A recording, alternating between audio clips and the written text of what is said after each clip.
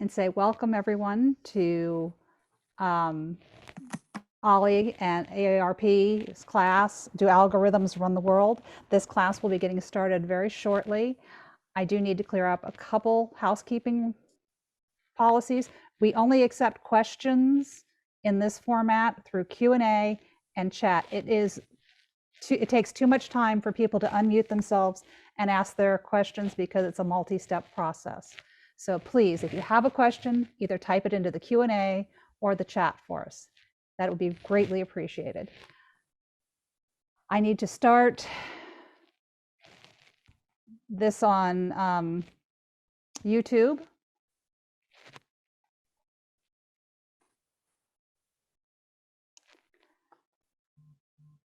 And then, Amber, I'd like to go to you for a few words about AARP. All right, thank you, Meg. Good afternoon and welcome everyone. I'm Amber Nightingale-Sultani with AARP's office in Northern Virginia. I do community outreach, and we are delighted to continue our collaboration with the Osher Lifelong Learning Center at George Mason University to offer our members a sampling of the rich programs that they offer throughout the year. AARP has been a champion of lifelong learning from our earliest beginnings. Our founder, Dr. Ethel Percy Andrews, once said that the eagerness to learn, to pioneer in the development of new skills and new abilities, to broaden the personal scopes of understanding, to freshen the mind with new ideas and new concepts, to achieve new heights of knowledge has no age restriction. And those words are as true today as they were when she spoke them in the 1950s. Studies have shown that challenging your brain in new ways throughout your life may strengthen your brain. Our brain is stimulated and makes new connections when we learn something new or we pursue something that interests us. So AARP encourages you to stay curious and give yourself a good mental workout by doing something that challenges your thinking, offers you enjoyment, and encourages you to grapple with new and complex ideas. So it is now my pleasure to turn the program over to Jennifer DeSano, the Executive Director of Ollie Mason. Jennifer. Thank you so much, Amber, and welcome everyone. The Osher Lifelong Learning Institute at George Mason University has been in existence for over 30 years. We serve curious individuals who participate in lectures, clubs, trips, and special events, as well as volunteer opportunities such as teaching and service on committees. There are many things you can learn and do at the Osher Lifelong Learning Institute at George Mason University. And I want to welcome all of our Ollie Mason members, as well as those of you who are in Virginia and across the United States online through our AARP connection. You can learn more about Ollie at olli.gmu.edu.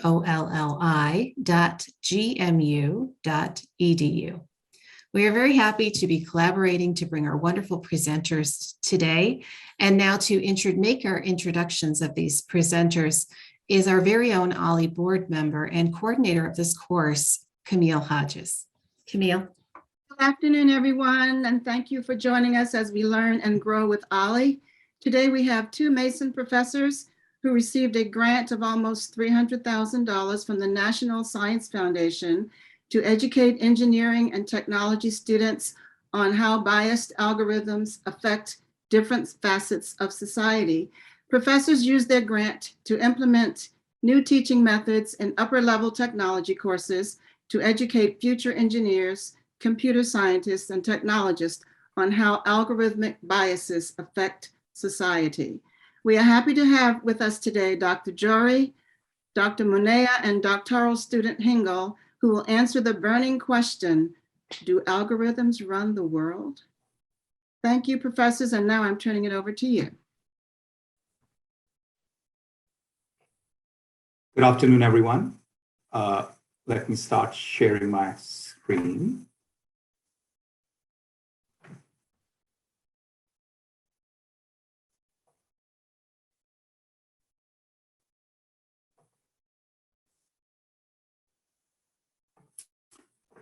And thanks for the introduction as well. I hope you can all hear me well.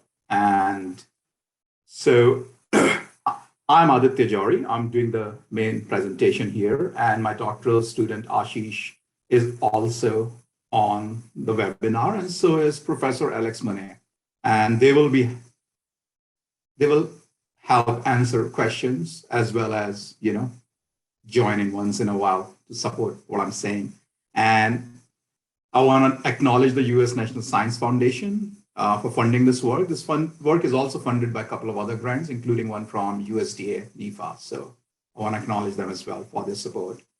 And today we're going to talk about algorithms, and we're also going to talk a little bit about data, which is very important for algorithms, and also artificial intelligence, which are a special class of algorithmic systems that are becoming increasingly popular in a lot of devices that we use every day. So in addition to Ashish and Alex, who are on the call, Dr. Rangwala, who's a professor in computer science, is also part of the project team, and so are two external advisors and consultants, Michael Louis from Urbana-Champaign and Purdue, and Corey Brasina from Youngstown State University. So I want to acknowledge all of them as well. Here's the agenda for today. And we'll start with talking about what are algorithms, what is AI, how do they work, and some examples. I think it's important to kind of have some understanding of the basics of how these things work to appreciate how they actually shape society. And once we've done that, we're going to move more into why we should be concerned about the use of algorithms in AI. What are some of the main issues that are coming up? And depending on the time, we might wrap up with talking about a specific case. We can also discuss what are some ways to kind of, overcome the problems that we are facing with that. And then we will go into Q&A. So please feel free to post your questions in the Q&A part or as well as the chat. And Alex and Ashish can also respond in between to some of the questions in the chat so that we have more time to get to everyone else. I am going to, throughout my presentation, use some external videos. So it might take some time to load some of them. So I just wanted to put it out there rather than giving just a very straight up academic lecture. I thought I would make it a little bit interesting and use some external resources. So moving right along, what are algorithms? What is AI? How do they work? What can they do for us, right? So this is one of the main, this is the very popular analogy to kind of understand what algorithms are, right? So think about it as they are instructions to make something. So if you're trying to make a salad and you want to make this caprese salad, there are instructions to how to go about doing it. You cut the different ingredients, you put them together, you present them, but the instruction part of how to do something is what an algorithm is. It's a set of instructions. And in the next part, I'll show you a video that will go more in detail on the other aspects of it. But for now, this is like a basic understanding. Like algorithm is a step-by-step instruction process to help you do something. Ingredients, if you think about it, are the data. There has to be something that is coming in. And remember, this is just an analogy. This is not exactly what it is, but just to kind of understand, right? You have these step-by-step instructions to do something. Some data is fed into it. You need something to work with it. And in some ways, AI is the outcome of that system. But AI or artificial intelligence is an outcome of a very specific types of algorithms called machine learning algorithms. And if you think about it, you get the salad over time, after a few times, this algorithm data, this combination, with the help of artificial intelligence, which is the ability to learn something, would make a better salad for you, right? If it was really what we call artificial general intelligence, then it would know that you don't like salad as much, you prefer to eat a pizza, and then it will make you the pizza that you really want, right? So that is where the AI part becomes very much like humans, right? So what is called artificial general intelligence, and we are really far away from that. What we have are these small pieces of learning that happen within a software, which we can call the artificial narrow intelligence, and they work on specific classes of algorithms called machine learning algorithms. Machine learning algorithm, as the name says, is the machine has the ability to learn something. And by learning, we mean It learns to recognize patterns. It learns to change things based on input, the output changes, and so on, right? So that's like a very basic kind of understanding. But I also want you to have like a computer science kind of understanding. So I'm going to show you this 5-minute video. And what I've done is all these resources, they're linked here, and we will have a handout later on we can share with everyone. So you'll have these later to go to and look at as well if you want to learn more about these things, right? So let me play this and hopefully it plays on your screen as well.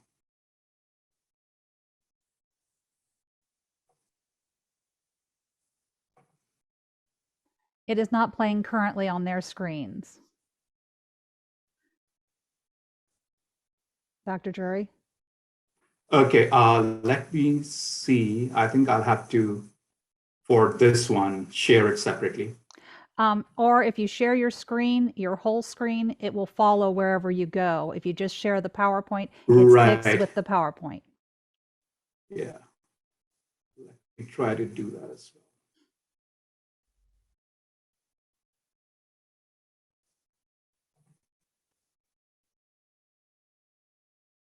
And I have to share for.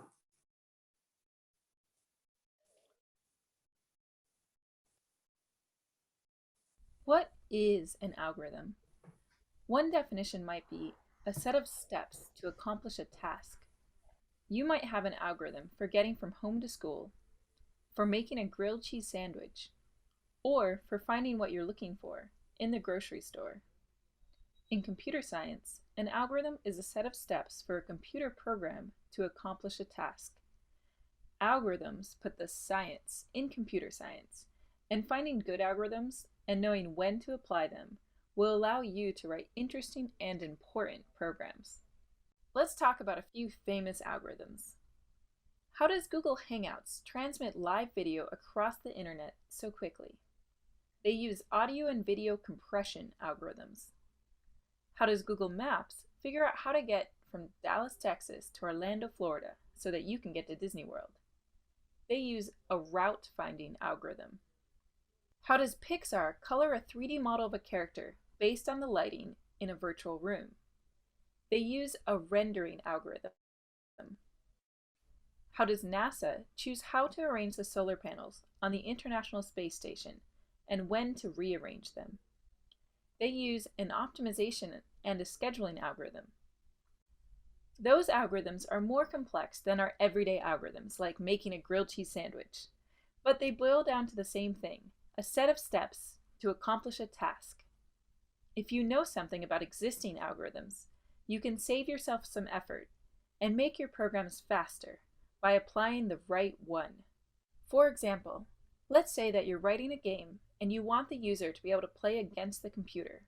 Well, you could look at checkers games for inspiration.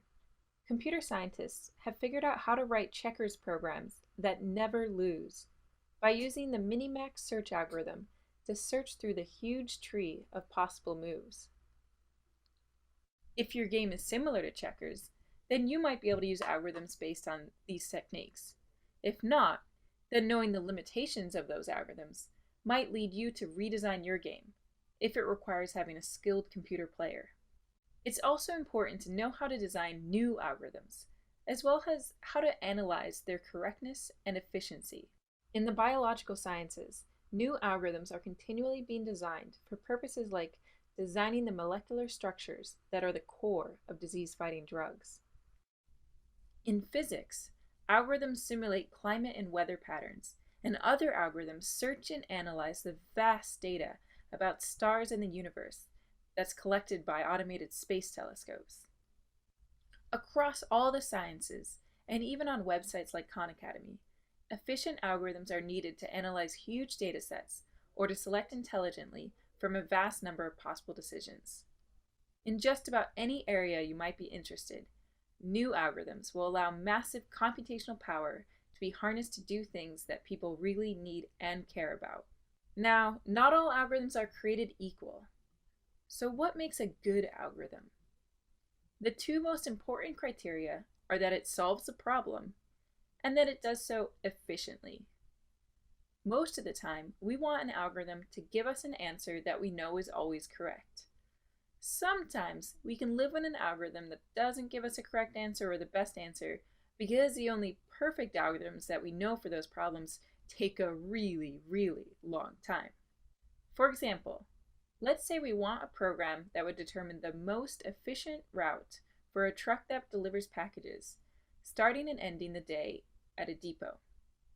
It would take weeks to run, going through all the possibilities. But if we're okay with a program that would determine a route that's good, but maybe not the best, then it could run in seconds. In some case, good is good enough. How do you measure the efficiency of an algorithm? We could time how long it takes to run the code, but that would only tell us about that particular implementation in a certain programming language on a particular computer and just for the input it was given.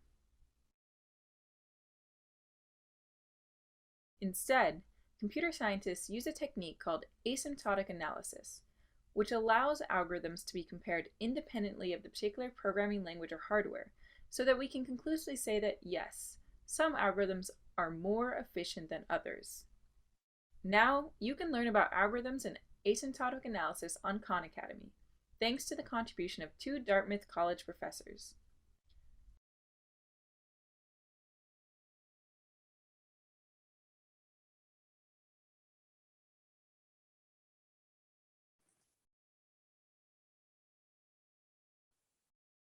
Let's get back to the presentation.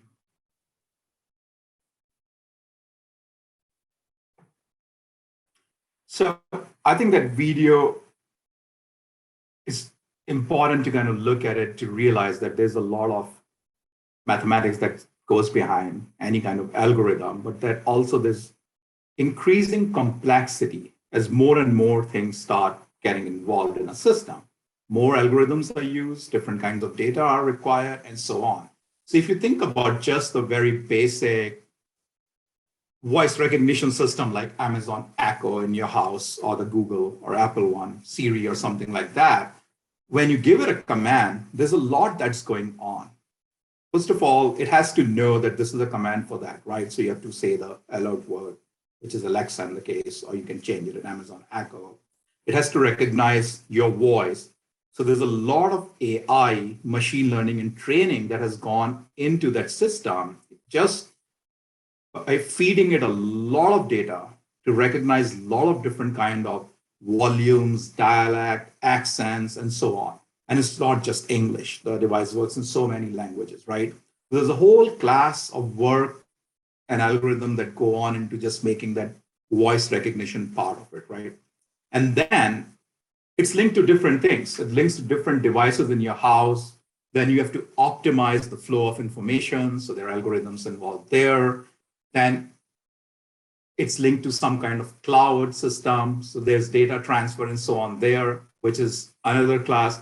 So there's a lot of algorithms that work together. So it is important to kind of keep that in mind because often, as we will talk about later, the problems that come up when these algorithms go into systems and get deployed, it's because of the complexity in how they interact with different things. And in terms of complexity, the other example I can give you is I'm part of this project team where we are looking at the next decade or 2 decades of what agriculture would look like. There are a lot of challenges currently having to do with climate change, having to do with yields, having to do with trying to reduce the use of pesticides and chemicals in agriculture. So here, algorithms, machine learning, AI comes into place, for instance, by developing techniques to get data from the field, right? So we have this whole system we're trying to build where we have drones that monitor fields. We have robots moving to the field that collect data at the plant level. Then we combine it with data such as climate data that is available, weather data, and we try to represent this all digitally as a twin system that exists in the digital of a physical. And then we run different modeling simulations on it. And through that, we want to be able to predict that if this kind of stress happens, this kind of weather change happens, these diseases come, what would happen to it and how can we control it, right? So one of the things that is a lot of the systems are trying to do is right now when you put herbicide or weedicide or pesticide on field, it's like you spray everywhere, although the problem might not be everywhere. So how do you kind of find where in the field?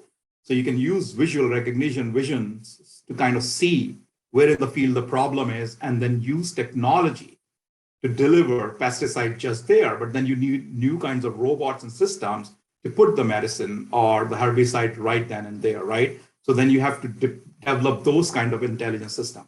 So this is the kind of complexity that a lot of the projects are trying to do. Of course, as I'm talking about the natural world, there's also the social world, the world we live in, where algorithms are used a lot. And I'll come to that. But this is like the way in which algorithms are used, right? And which is where there's so much power that is given to algorithm and AI-based system right now, as is because of this. And as a lot of you might know, that artificial intelligence is not a new field, and especially machine learning algorithms are not new.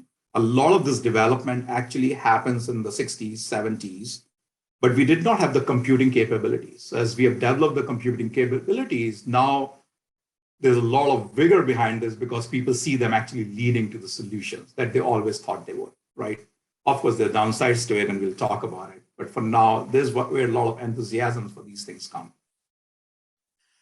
So are algorithms everywhere?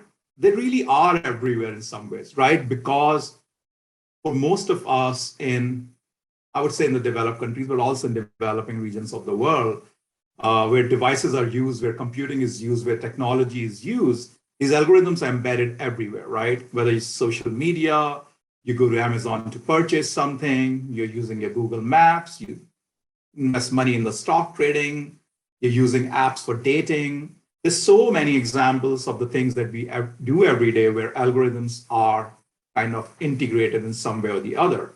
And just in the last few years, if you look at the number of books that have come out, and not technical books, these are nonfiction books for general audience about algorithms, that gives you an idea of how much interest there is overall in these issues. So I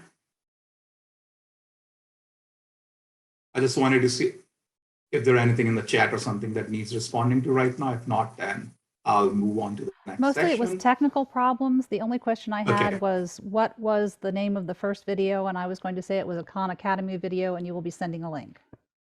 I will be sending a link. It's also embedded there, but I'll also send it separately. All the links and everything, we're going to make a sheet, send it, and everyone can have it. That's So great. So then I you'll won't be bother able to typing access my it. message. Yeah.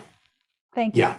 You will get all, you'll get all the, because there are quite a few other videos as well. So I'm just going to make a list and send it to everyone. That would be easier. So now, why should we be concerned about the use of data, algorithms, and AI? And in this section, we're going to talk about issues of privacy, surveillance, overall our environment, and something called black box systems, right? So these are a few of the things we're going to touch on. Now, there's a lot that has been written about these issues. There's a lot of research that is going on in these things. So I've tried to curate a few things that I think are interesting and useful enough. And you can, of course, follow up on that, and you'll be able to find a lot more. But the goal here was to kind of curate a few things so that you can kind of learn a little bit about it and then go from there. So, I mean, if you're looking at any of the news media these days, especially things about technology, you'll see a lot of problems that have happened because of systems, technological systems, and AI systems that are in the news. The one on the top, the facial recognition firm Clearview has 100 billion images, index of faces of people, right? This is from yesterday's Washington Post. And you can just imagine how that's almost, I would say, 70% of the world's population, and they can identify people. So that's the level at which this work is going on and how much it can impact people, right? This is the kind of data that they have already collected. And a lot of this data you have to remember, has been shared by people themselves, right? It's not like they have to go somewhere really to get the data. This is all the data that a lot of people just share, right? And so the facial recognition part is becoming more and more onerous in some ways. Everywhere people are using it. That's one thing that's in the news a lot. The use of social media and the addictive properties that it has and the emotional cost of that has been in the media news a lot. Predictive policing algorithms telling cops where the crime might be committed. So like a Minority Report kind of thing is becoming more and more prevalent.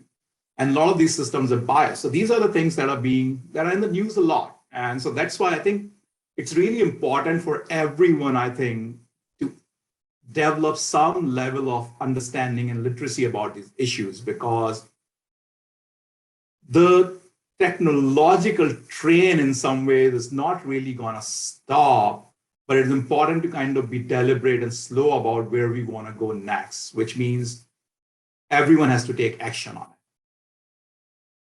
And to kind of give one of the examples of this, I'm going to play a short video of how algorithms shape our world.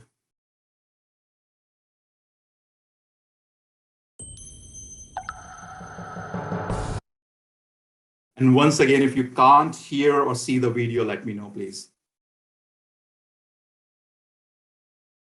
It has not changed, so you may have to leave. Once again, if you share your whole screen and leave it up that way with your slideshow, it will fall. Yeah, let me try to do it. I did it. I tried to do it. Yeah, but last when you time. went back and shared your video, your slides Yeah. again, you just shared your slides.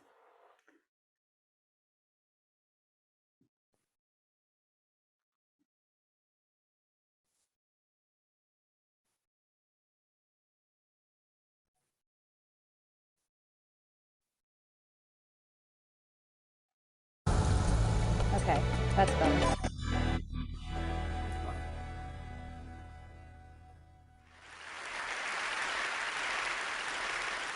This is a photograph by the artist Michael Najar, and it's real in the sense that he went there to Argentina to take the photo. But it's also a fiction. There's a lot of work that went into it after that. And what he's done is he's actually reshaped digitally all of the contours of the mountains to follow the vicissitudes of the Dow Jones Index. So what you see, that precipice, that high precipice with the valley, is the 2008 financial crisis. The photo was made when we were deep in the valley over there. I don't know where we are now. This is the Hang Seng Index for Hong Kong, and similar topography, I wonder why. And this is art, right? This is metaphor. But I think the point is that this is metaphor with teeth. And it's with those teeth that I want to propose today that we rethink a little bit about the role of contemporary math, not just financial math, but math in general, that it's transitioned from being something that we sort of extract and derive from the world to something that actually starts to shape it, the world around us and the world inside us, and it's specifically algorithms, which are basically the math that computers use to decide stuff. They acquire the sensibility of truth because they repeat over and over again, and they kind of ossify and calcify, and they kind of become real. And I was thinking about this, of all places, on a transatlantic flight a couple years ago, because I happened to be seated next to a Hungarian physicist about my age, and we were talking about what life was like during the Cold War for physicists in Hungary. And I said, so what were you doing? And he said, well, we were mostly breaking stealth. And I said, that's a good job. That's interesting.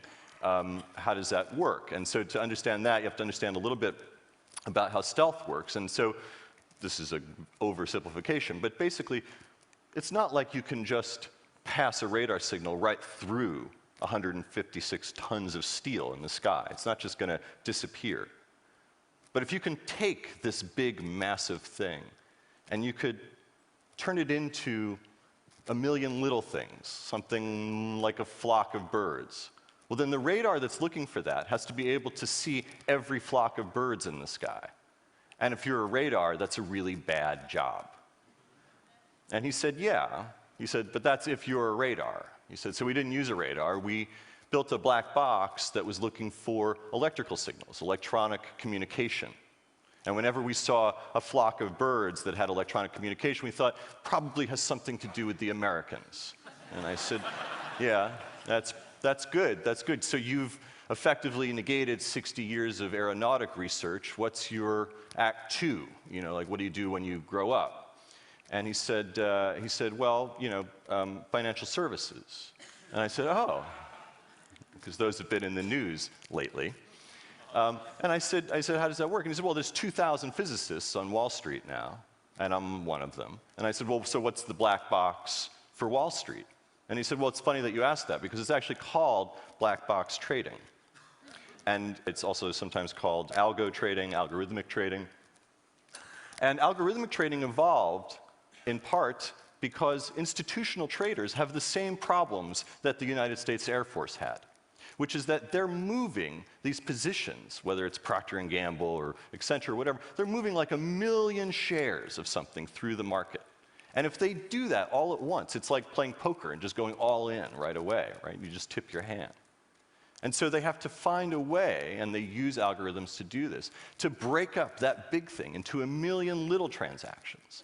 And the magic and the horror of that is that the same math that you use to break up the big thing into 1 million little things can be used to find 1 million little things and sew them back together and figure out what's actually happening in the market. So if you need to have some image of what's happening in the stock market right now, what you can picture is a bunch of algorithms that are basically programmed to hide, and a bunch of algorithms that are programmed to go find them and act. And all of that's great, and it's fine.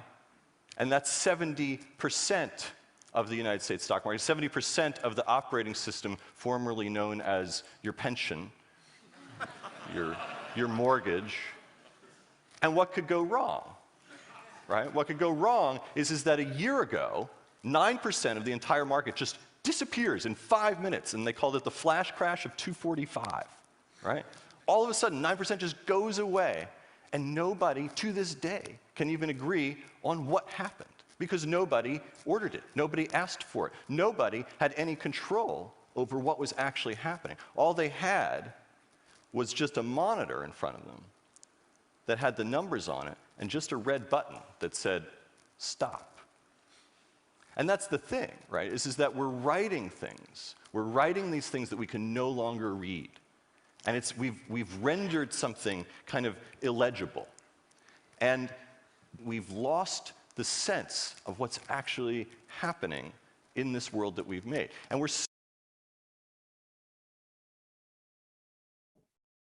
So I wanted to share that video because I think it's a really interesting example of how algorithms actually work, their complexity, and how they are shaping society. They're actually changing our behavior in some ways.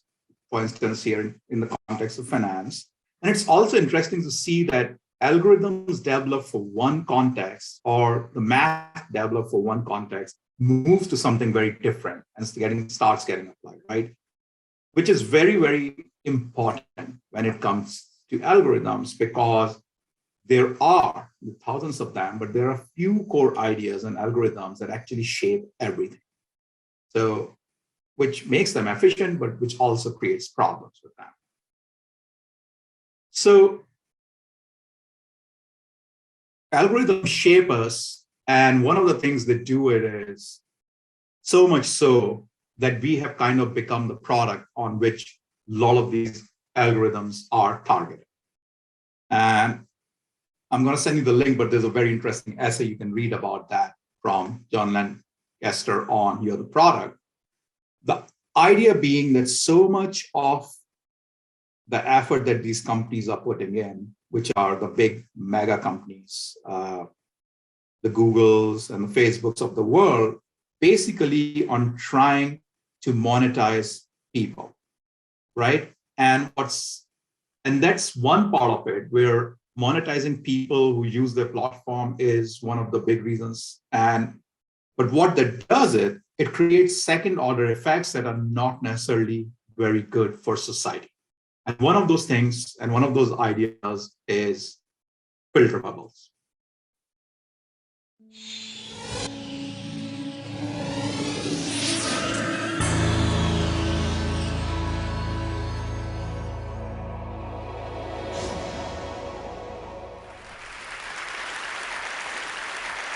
Mark Zuckerberg, a journalist, was asking him a question about the news feed.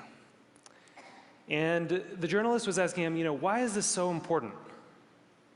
And Zuckerberg said, a squirrel dying in your front yard may be more relevant to your interests right now than people dying in Africa. And I want to talk about what a web based on that idea of relevance might look like.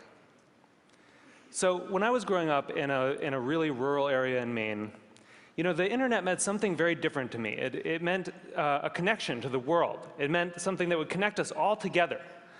And I was sure that it was going to be great for democracy and for our society. But there's this kind of shift in how information is flowing online. And it's invisible. And if we don't pay attention to it, it could be a real problem. So I first noticed this in a place I spend a lot of time, my Facebook page. I'm progressive politically, big surprise, but I've always gone out of my way to meet conservatives. I like hearing what they're thinking about. I like seeing what they link to. I like learning a thing or two. And so I was kind of surprised when I noticed one day that the conservatives had disappeared from my Facebook feed. And what it turned out was going on was that Facebook was looking at which links I clicked on. And it was noticing that actually I was clicking more on my liberal friends' links than on my conservative friends' links. And without consulting me about it, it had edited them out. They disappeared. So Facebook isn't the only place that's doing this kind of invisible algorithmic editing of the web. Google's doing it too. If I search for something and you search for something, even right now at the very same time, we may get very different search results. Even if you're logged out, one engineer told me, there are 57 signals that Google looks at. Everything from what kind of computer you're on, to what kind of browser you're using, to where you're located, that it uses to personally tailor your query results. Think about it for a second. There is no standard Google anymore. And the funny thing about this is that it's hard to see. You can't see how different your search results are from anyone else's. But a couple of weeks ago, I asked a bunch of friends to Google Egypt and to send me screenshots of what they got. So here's my friend Scott's screenshot. And here's my friend Daniel's screenshot. When you put them side by side, you don't even have to read the links to see how different these two pages are. But when you do read the links, it's really quite remarkable. Daniel didn't get anything about the protests in Egypt at all in his first page of Google results. Scott's results were full of them. And this was the big story of the day at that time. That's how different these results are becoming. So it's not just Google and Facebook either. This is something that's sweeping the web. There are a whole host of companies that are doing this kind of personalization. Yahoo News, the biggest news site on the internet, is now personalized. Different people get different things. Huffington Post, Washington Post, New York Times, all flirting with personalization in various ways. And where this moves us very quickly toward a world in which the internet is showing us what it thinks we want to see, but not necessarily what we need to see. As Eric Schmidt said, it'll be very hard for people to watch or consume something that has not, in some sense, been tailored for them. So I do think this is a problem. And I think if you take all of these filters together, if you take all of these algorithms, you get what I call a filter bubble. And your filter bubble is kind of your own personal, unique universe of information that you live in online. And what's in your filter bubble depends on who you are, and it depends on what you do. But the thing is that you don't decide what gets in. And more importantly, you don't actually see what gets edited out. So one of the problems with the filter bubble was discovered by some researchers at Netflix. And they were looking at the Netflix queues, and they noticed something kind of funny that a lot of us probably have noticed, which is there are some movies that just sort of zip right up and out to our houses. They enter the queue, they just zip right out. So Iron Man zips right out, right? And waiting for Superman can wait for a really long time. What they discovered was that in our Netflix queues, there's kind of this epic struggle going on between our future aspirational selves and our more impulsive present selves. You know, we all want to be someone who has watched Rashomon. But right now, we want to watch Ace Ventura for the 4th time. So the best editing gives us a bit of both. It gives us a little bit of Justin Bieber and a little bit of Afghanistan. It gives us some information vegetables. It gives us some information dessert. And the challenge with these kind of algorithmic filters, these personalized filters, is that because they're mainly looking at what you click on first, you know, it can throw off that balance.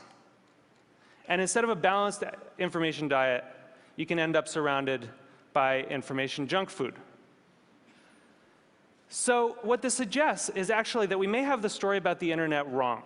In a broadcast society, you know, this is how the founding mythology goes, right? In a broadcast society, there were these gatekeepers, the editors, and they controlled the flows of information.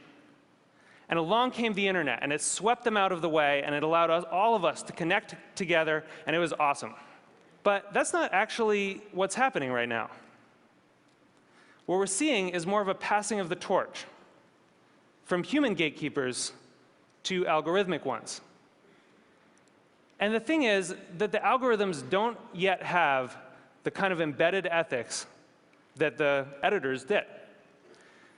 So if algorithms are going to curate the world for us, if they're going to decide what we get to see and what we don't get to see, then we need to make sure that they're not just keyed to relevance. We need to make sure that they also show us things that are uncomfortable or challenging or important. This is what TED does, right? Other points of view. And the thing is, we've actually kind of been here before as a society. In 1915, it's not like newspapers were sweating a lot about their civic responsibilities. Then people kind of noticed that they were doing something really important. That in fact, you couldn't have a functioning democracy if citizens didn't get a good flow of information. That the newspapers were critical because they were acting as the filter, and that journalistic ethics developed. It wasn't perfect, but it got us through the last century. And so now, we're kind of back in 1915 on the web. And we need the new gatekeepers to encode that kind of responsibility into the code that they're writing. You know, I know there are a lot of people here from Facebook and from Google, Larry and Sergey, who, you know, people who have helped build the web as it is, and I'm grateful for that. But we really need you to make sure that these algorithms have encoded in them a sense of the public life, a sense of civic responsibility. We need you to make sure that they're transparent enough that we can see what the rules are that determine what gets through our filters. And we need you to give us some control so that we can decide what gets through and what doesn't. Because I think we really need the internet to be that thing that we all dreamed of it being. We need it to connect us all together. We need it to introduce us to new ideas and new people and different perspectives. And it's not going to do that if it leaves us all isolated in a web of one. Thank you. So I think this is a very powerful video and talk in the sense that it really hits a lot of the problems that we see when algorithms actually get implemented in the real world.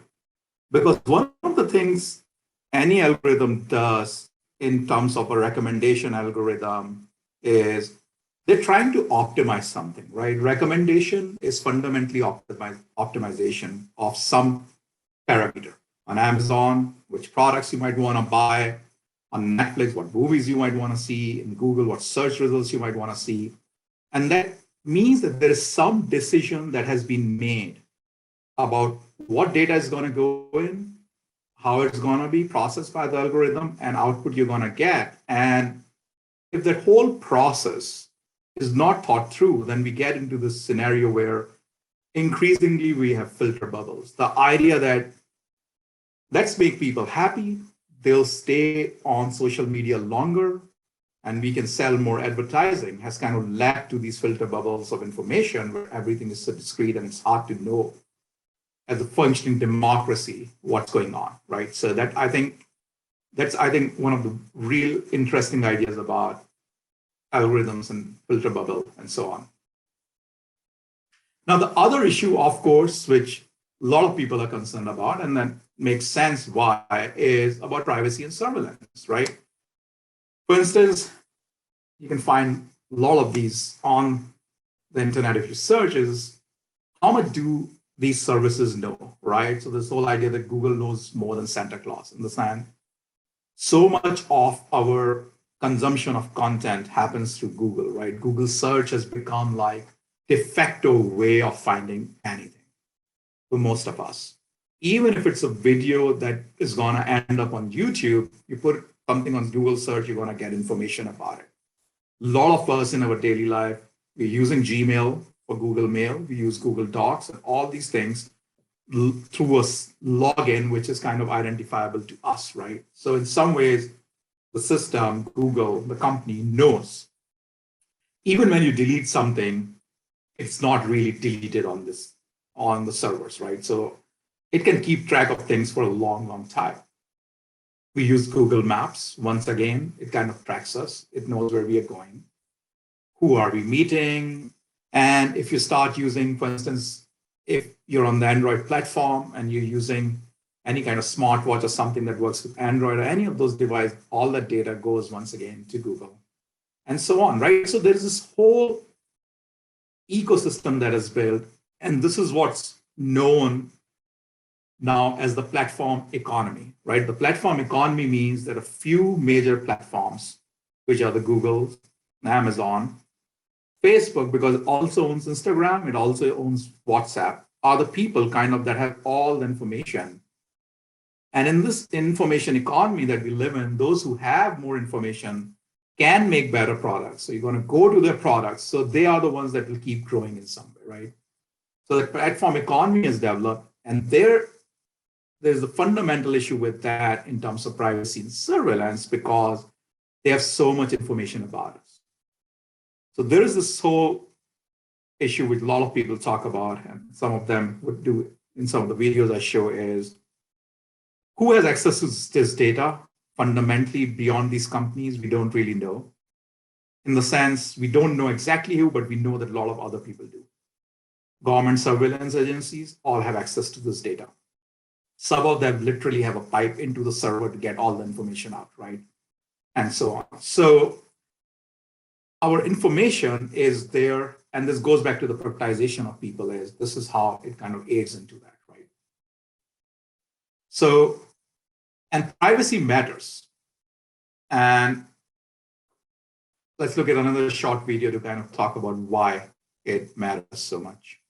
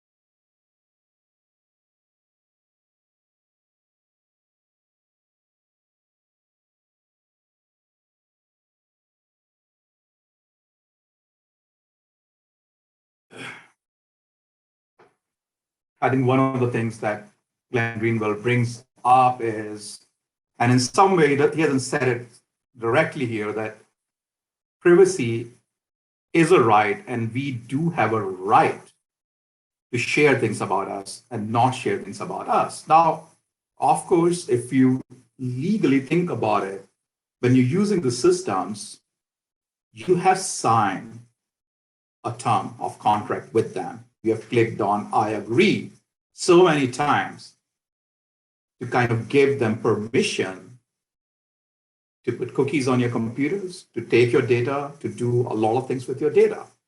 And in some ways, we have all done that to get these services for free. Of course, we are paying with our information, so they're not really for free. But increasingly, what platformization has done is to get to these services, to be able to use these services, we also don't have any options left for ourselves, right?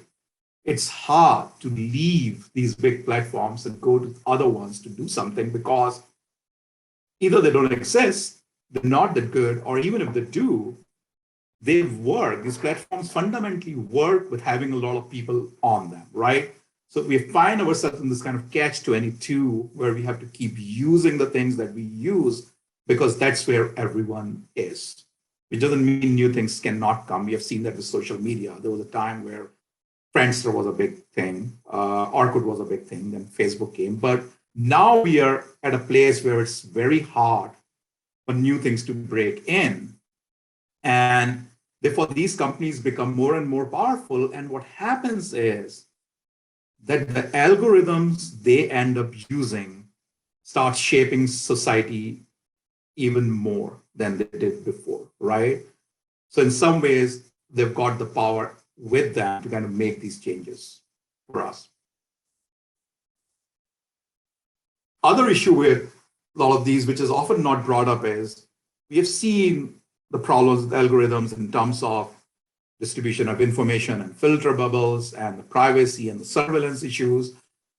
These are also, a lot of these algorithms are very, very high energy things to run, right? They take a lot of energy. So the way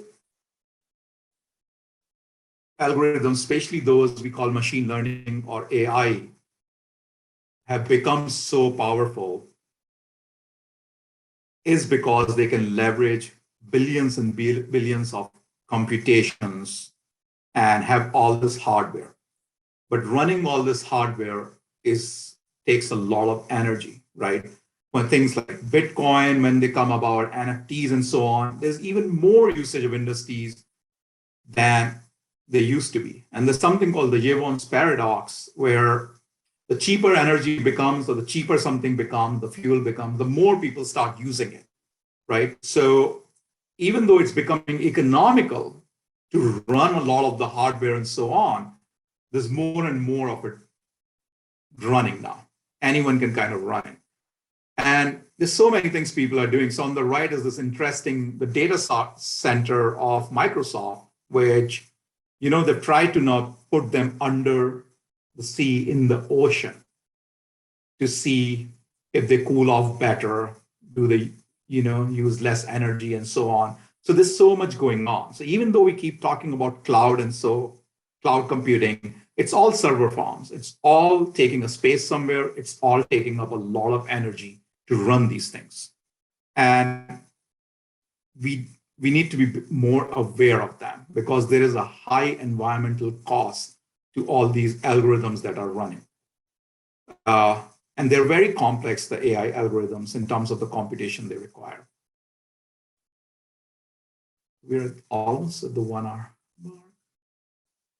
The next thing I wanted to talk about a bit is the idea that algorithms are black boxes. So a few of the speakers mentioned it in the sense that we don't know what's going on inside of them, right? So in some ways we can see its results. So it's like you have a pocket watch. You can read the time. Most of us can learn to read the time. So we are able to do that. But if you peek inside, there's so much going on in there, we don't necessarily know what is going on. Very few of us know what is actually going on. Now, with algorithms as they have been implemented, there are two big issues here. One, we can't even open that. And one of our speakers is going to talk about it. There's just no way of opening that because they are proprietary. They are intellectual properties of different companies. The products are intellectual properties. So we can't even open to know what they are. And even if we do, how many of us would actually know what is going on in there? And this is especially true of a new class of algorithms. And you might have heard this term called deep learning or neural nets. So these are algorithms that are layered in algorithm where one input from one layer goes to the next, goes to the next, goes to the next. And there can be so many layers that it's very hard to figure out how that input and output process is working. In other words, even the designers, when they design and put it into practice, these algorithms don't necessarily know how they work. So this one of the first TED talk we talked about, Kevin Slavin was talking about in terms of the financial market, but it's even true for something like a search algorithm now. For most of us, they're very efficient in doing certain kinds of things, the deep learning algorithm, because they can learn much faster from each other. They can deal with a lot of complexity, but what they also create is this issue of where even the designer themselves don't really know what is going on in there. And so let's look at another short video where Kathy O'Neill, and she has a book called Weapons of Math Destruction, which is very interesting, talks about some of these issues. Algorithms are everywhere. They sort and separate the winners from the losers. The winners get the job or a good credit card offer. The losers don't even get an interview, or they pay more for insurance. We're being scored with secret formulas that we don't understand, that often don't have systems of appeal. That begs the question, what if the algorithms are wrong? To build an algorithm, you need two things. You need data, what happened in the past, and a definition of success, the thing you're looking for and often hoping for. You train an algorithm by figuring out, the algorithm figures out what is associated with success, what situation leads to success. Actually, everyone uses algorithms. They just don't formalize them in written code. Let me give you an example. I use an algorithm every day to make a meal for my family. The data I use is the ingredients in my kitchen, the time I have, the ambition I have, and I curate that data. I don't count those little packages of ramen noodles as food. My definition of success is a meal is successful if my kids eat vegetables. It's very different from if my youngest son were in charge. He'd say success is if he gets to eat lots of Nutella. But I get to choose success. I am in charge. My opinion matters. That's the first rule of algorithms. Algorithms are opinions embedded in code. It's really different from what you think most people think of algorithms. They think algorithms are objective and true and scientific. That's a marketing trick. It's also a marketing trick to intimidate you with algorithms, to make you trust and fear algorithms because you trust and fear mathematics. A lot can go wrong when we put blind faith in big data. This is Kiri Soros. She's a high school principal in Brooklyn. In 2011, she told me her teachers were being scored with a complex, secret algorithm called the value-added model. I told her, well, figure out what the formula is, show it to me, I'm going to explain it to you. She said, well, I tried to get the formula, but my Department of Education contact told me it was math and I wouldn't understand it. Gets worse. The New York Post filed a Freedom of Information Act request, got all the teachers' names and all their scores, and they published them as an act of teacher shaming. When I tried to get the formulas, the source code, through the same means, I was told I couldn't. I was denied. I later found out that nobody in New York City had access to that formula. No one understood it. Then someone really smart got involved, Gary Rubinstein. He found 665 teachers from that New York Post data that actually had 2 scores. That could happen if they were They were teaching 7th grade math and 8th grade math. He decided to plot them. Each dot represents a teacher. What is that? That should never have been used for individual assessments. It's almost a random number generator. But it was. This is Sarah Wysocki. She got fired along with 205 other teachers from the Washington, D.C. school district, even though she had great recommendations from her principal and the parents of her kids. I know what a lot of you guys are thinking, especially the data scientists, the AI experts here. You're thinking, well, I would never make an algorithm that inconsistent. But algorithms can go wrong, even have deeply destructive effects with good intentions. And whereas an airplane that's designed badly crashes to the earth and everyone sees it, an algorithm designed badly can go on for a long time, silently wreaking havoc. This is Roger Ailes.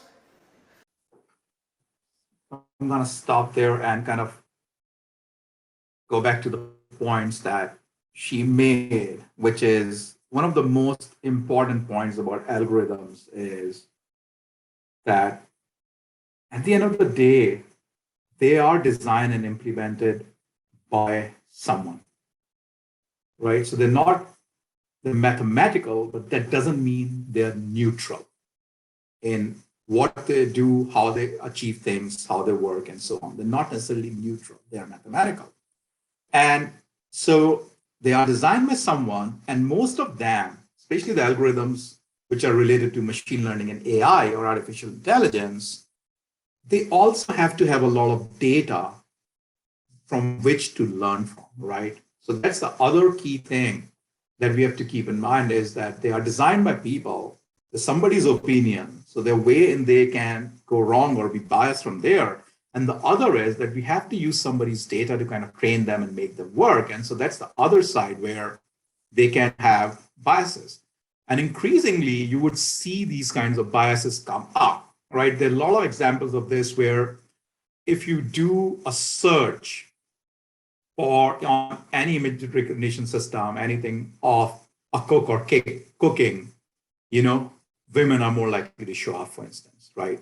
And things like that. So there's all these biases that are built in. And one of the fundamental biases that is built in is in these algorithms that are used for facial recognition.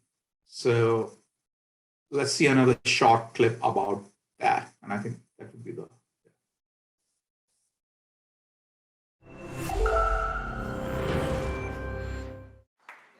Hello, I'm Joy, a poet of code on a mission to stop an unseen force that's rising, a force that I called the coded gaze, my term for algorithmic bias.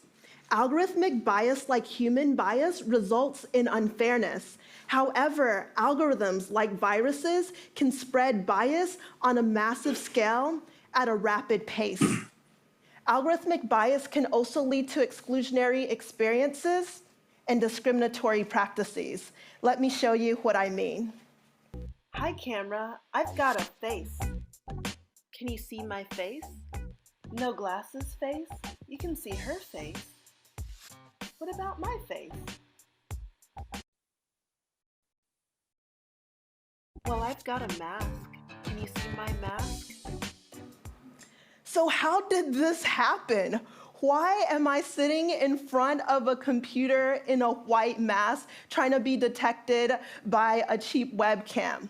Well, when I'm not fighting the coded gaze as a poet of code, I'm a graduate student at the MIT Media Lab. And there I have the opportunity to work on all sorts of whimsical projects, including the Aspire Mirror, a project I did so I could project digital masks onto my reflection. So in the morning, if I wanted to feel powerful, I could put on a lion. If I wanted to be uplifted, I might have a quote. So I used generic facial recognition software to build the system, but found that it was really hard to test it unless if I wore a white mask. Unfortunately, I've run into this issue before. When I was an undergraduate at Georgia Tech studying computer science, I used to work on social robots. And one of my tasks was to get a robot to play peekaboo, a simple turn-taking game where partners cover their face and then uncover it saying peekaboo. The problem is peekaboo doesn't really work if I can't see you, and my robot couldn't see me. But I borrowed my roommate's face to get the project done, submitted the assignment, and figured, you know what, somebody else will solve this problem. Not too long after, I was in Hong Kong for an entrepreneurship competition. The organizers decided to take participants on a tour of local startups. One of the startups had a social robot, and they decided to do a demo. The demo worked on everybody until it got to me, and you can probably guess it. It couldn't detect my face. I asked the developers what was going on, and it turned out we had used the same generic facial recognition software. Halfway around the world, I learned that algorithmic bias can travel as quickly as it takes to download some files off of the internet. So what's going on? Why isn't my face being detected? Well, we have to look at how we give machines sight. Computer vision uses machine learning techniques to do facial recognition. So how this works is you create a training set with examples of faces. This is a face, this is a face, this is not a face. And over time, you can teach a computer how to recognize other faces. However, if the training sets aren't really that diverse, any face that deviates too much from the established norm will be harder to detect, which is what was happening to me. But don't worry, there's some good news. Training sets don't just materialize out of nowhere. We actually can create them. So there's an opportunity to create full spectrum training sets that reflect a richer portrait of humanity. Now you've seen in my examples how social robots was how I found out about exclusion with algorithmic bias. But algorithmic bias can also lead to discriminatory practices. Across the US, police departments are starting to use facial recognition software in their crime-fighting arsenal. Georgetown Law published a report showing that 1 in 2 adults in the US, that's 117 million people, have their faces in facial recognition networks. Police departments can currently look at these networks unregulated using algorithms that have not been audited for accuracy. Yet we know facial recognition is not fail-proof, and labeling faces consistently remains a challenge. You might have seen this on Facebook. My friends and I laugh all the time when we see other people mislabeled in our photos. But misidentifying a suspected criminal is no laughing matter, nor is breaching civil liberties. So a look at how bias creeps into algorithms, and the training data set is a critical part of any machine learning AI algorithm. And so I think that's one of the main issues that we have seen with a lot of the data sets here. So let me recap a little bit at this stage of what we've been talking about. So life in the age of algorithms, right? What we've kind of talked about is the data part of it, the data, the big data, and also the private data, which is not that private anymore. It's collected everywhere all the time, and it's processed now because of computation in real time at vast scale, right? That's one of the big things. And algorithms are very important for the processing part as well. And what that has happened is it has given power to platforms, right? So platforms have a lot of data, they can get more data, and they try to basically use that to predict and influence behavior, to personalize your news feeds, your preferences.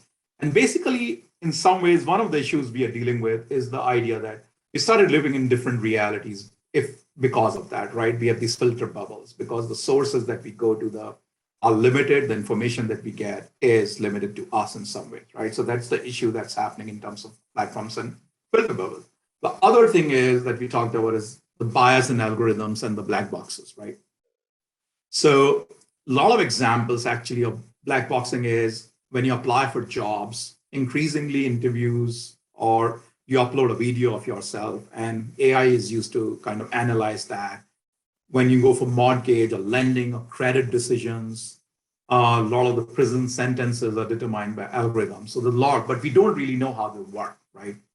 But we do know that there can be bias in them. We do know that if we have incomplete data, we have biased data, and the way then our machine learning algorithms are developed, then they're going to amplify the bias. There's going to be some kind of problem with them, right? And these can happen at very, very large scale because then these algorithms are used in systems that have a lot of people using them. So overall, at a societal level, we have these systems that are made also by a few people. So we not only have the issue of platforms, but these platforms are companies making them employ a few people who have their own opinions and perspective, and then those are kind of input into the algorithms, right? So they reflect whoever is designing them and that kind of behavior. And overall, so this is kind of like a life in the age of algorithm kind of idea that I was trying to cover in the second section of the talk. Now, how much time do we have? Do we want to do questions at this point? That would be a good idea. I was just getting ready to break in and tell you it was about your 10-minute warning time. Okay, so let's take questions. If we have some time remaining after that, I can go to the case, but otherwise, yeah, I think it might be a good time to do some questions. Susan von Hummel asks, what can we do to minimize the effects of logarithms on what we see online? Are there any settings we can use? So let me I had one. Right, so what can we do about that? Yes, you can. I think there is, I won't say as a user, you have a lot of power to change things, but you do have some power. But you really have to go into your settings and just change things a lot. I don't know a lot about how to do it on social media, I'll be very honest, because I try to stay away from all of them. I really try to avoid. I mean, I have an account, but I deliberately don't use them because of the privacy issues and the surveillance issues. But one of the things that I do, for instance, I use YouTube a lot, and I know if you're logged into YouTube, they will know your history, they'll try to feed you the same information, and then you don't get any new things. So what I would do is on one of my devices, I will never log in. I would just let it be random. And every so often, I would clean the cache and everything, which you can do on any device. So even on your iPhone, you can go and make sure that no information is stored, or you clean it periodically, and you will be able to get fresh things. So yes, there are settings. You can go in and change things, but you have to do a lot of work to make that happen. Okay, Kathy says, in the last century, it seems that media was driving what it wanted us to know, but we had the options of receiving multiple news sources. As we think about building new gatekeepers on the internet, how do we ensure that there is competition among the available news sources? Should we remove the high-tech providers themselves from being the decision makers as to what is important or biased and what we see? So I think there are two things here. I think going back to when network TV was the main form of mass media in the US, there were network television channels, CBS, NBC, and so on. And over the year, you would get them, but they all were different. So your choices were limited. And I think what that meant is that to get different things, in some ways, you were kind of forced to consume media, which was not necessarily just your personal preferences, just because of limitation of choices. So now what internet has done, and which is the really interesting conundrum of the internet, is your choices are endless, technically, right? On the internet, they are. But the gatekeeping done by platform providers is such that you actually don't even have the variety of things to see that you did with network television, right? Which had fewer choices, right? So what can be done about it? I think at this stage where we are, there have to be some regulations in the place. And the simplest regulation, which can be very easy to do, but I don't know if it will ever happen now, given the lobbying, is social media companies, which have the name social media, are not regulated as media companies right now. That's why they get away with this. That's why they get away with a lot of gatekeeping of this kind, is because they're not regulated as media companies, they're regulated as technology companies. So they don't have to even follow the rules that media companies have in terms of giving you different kind of information. And Alex, if you're there and you want to add to it or correct me or something, please feel free to at this point, because you have done more work on this.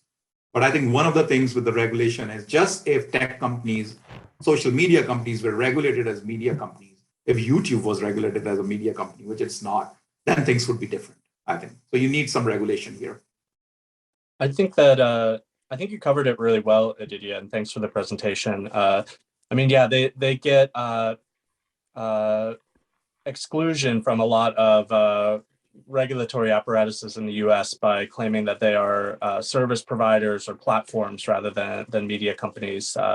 Specifically with Section 230 of, I think it's the Communication Act of '93 or something like that. So, I mean, regulating them as media companies is one big way. I think Aditya also hit on this really importantly in the presentation. I mean, there was just an article this week in the Financial Times about the lack of innovation in Silicon Valley because of the consolidation of power in a few elite tech groups, right? They either buy out new companies that have a profitable idea or run them into the ground. So fostering competition is going to be very difficult, right? To create more diverse news streams. We'll need things like antitrust regulations to be enforced or rewritten to apply in new situations if we want to, squash some of these monopolies. And I think one other thing I'd touch on from earlier that I think is important is that one of the issues I think we all struggle with is, what can I do about this as an individual, right? Because you kind of feel powerless. These aren't really even opt-in systems anymore. What am I going to do? Not participate in any social media? I look suspicious to an employer if I do that. I don't get to see family photos from, long distance family members. There's all these sorts of situations that make it really difficult to opt out of these systems. And as an individual, it's really hard to combat them, right? Because their entire multi-billion-dollar revenue stream is built atop extracting your data and serving you personalized content. And so I think, from this individual perspective, we tend to look for technical solutions, right? What is the next browser extension I can install? What is the next setting I can change on my computer to fix this? When really it's a social and a political problem, right? It moves out of the technical at that point and becomes a matter of, mass organization, and whether that means turning to the government for regulations and, bureaucratic policymaking, or whether that means turning to, grassroots organizing and boycotts and funding alternative platforms. It's an open-ended question, and it's more difficult to answer because it moves out of the purely technical realm into the socio-political, because the entire money-making scheme is built atop, serving personalized content and extracting data. And so you're not going to really easily convince them to change the core of their business model when they're, making hundreds of billions of dollars off of it. Okay. Thanks, Alex. I'm trying to figure out where to go to next. Can algorithms yield unintended results that cannot be overridden by humans? They can yield a lot of unintended, I would say, results. Can they be overwritten or not? That's a good question. I mean, one of the case studies that we were going to talk about is, and this is not about the social side of things, but in the past decades, the Boeing MAX aircraft has had these two big disasters, right? The MAX 8 aircraft from Boeing. And it's really interesting because these accidents where hundreds of passengers died happened because of one software device or algorithm that Boeing had implemented, right? This is the unintended consequence in some ways, where the whole idea behind this was that to ensure that there was more stability in the plane, and if something was happening to the plane in terms of the nose going up unintentionally, the software was supposed to just bring it down and make it stable. Now, the two things that happened.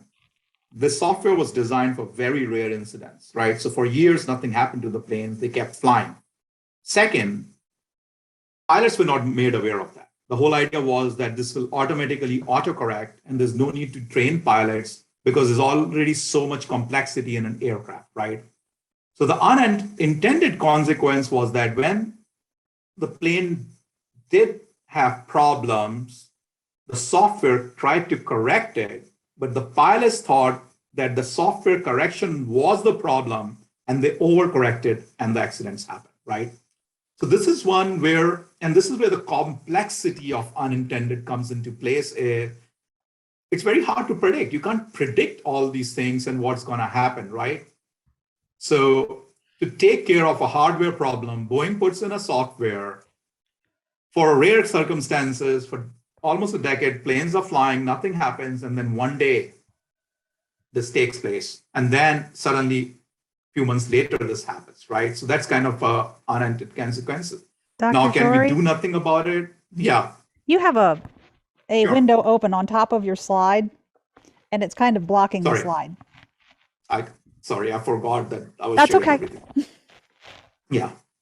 So yeah, and so this is like an unintended, right? Nobody wants an aircraft to go down, but it did happen, and it happened because of the complexity. So we can do something about it. You can do something about it, but that also implies that you would have thought through all this complexity to start with and know that something like this is going to happen.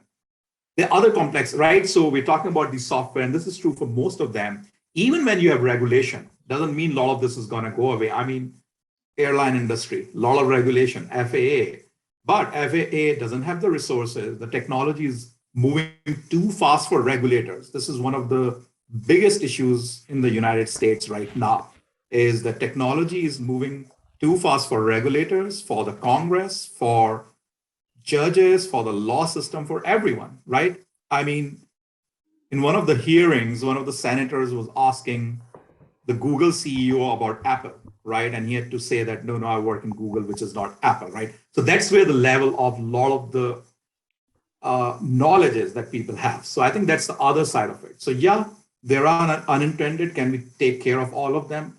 I don't think so. Alex, if you want to add something, please. I mean, I just addressed the last question I saw, which is whether Congress will do anything about this, which I think is a really hard question. We're having trouble passing legislation about even bills that everyone agrees with. And so whether there's a will to regulate is difficult to understand. And as Aditya was saying, whether the regulators could even keep pace with technology is also a difficult question. Okay, we're just about out of time. What I'm doing is trying to capture all the questions that we haven't had time to answer, and I will send them to you. And you can do with them what you will. Sure. I'm trying to, it's been a great class, and I'm sorry, I can tell you had a lot more to go over, and we just didn't have time for all of it. Actually, no, I did not. So oh, good. We covered pretty much everything. I had only one more slide, which I leave people with in some ways, which is watching some movies, some recommendations. Most of them are on Netflix or other platforms, and just to learn more about these issues. Okay. Well, I will send you all the Q&A and the chat questions that I have, and you can either answer them or whatever you want to do with them. Maybe they'll help you with further research. I don't know, but that way you'll have them. You can see what was asked. Absolutely. Okay. Thank you very much. I think at this point, we're going to have to say goodbye and say thank you for a Thank you wonderful so much. class. You were wonderful. Thank you. Thank you. Thank you for having us. It's really great to do this. Yeah. We really We'll have appreciate you it. again, hopefully. Absolutely. All right. Thank you so much. Bye. Bye-bye.